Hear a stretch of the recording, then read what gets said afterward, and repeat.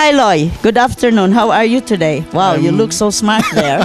I'm like fine, me, ma'am. I guess. So we are chosen as the executive producer. What can you say about this? Well, actually, I'm so proud and privileged also for choosing us to be the producer of this TV network. And once again, I'd like to thank all the staff and Mr. Brando for choosing us to be their producers. We work together with this as their parents.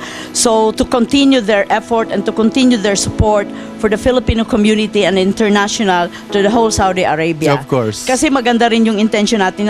Kasi Opo. 'di ba, kailangan din natin ng community services. So why not put it in Star TV Pinoy? Because we got the crew who are really very brilliant, who have really brilliant ideas. Yes. Aside from their work in Saudi Arabia, they have their own hobbies which they show their talent. 'Di ba? Nakaka-enjoy nga pag nanonood ako ng kanilang mga sa TV, talagang I'm so proud of them. And I've been telling my friends to watch all the shows of Star Pinoy TV also. Yes. And I'm so proud of And of it's their going works. Yeah, and it's also going internationally. So, I think Lloyd, 'di ba, magpaplano tayong magla-launching for this Star Pinoy TV. Yes. So, because it's all going Broadway already, so they have to recognize, and our promise to them is that like we will just continue supporting them Of course. until we get and we will achieve the goals until we are here in Saudi Arabia. Di ba, Lloyd? Yes, ma'am. Yes. That's right.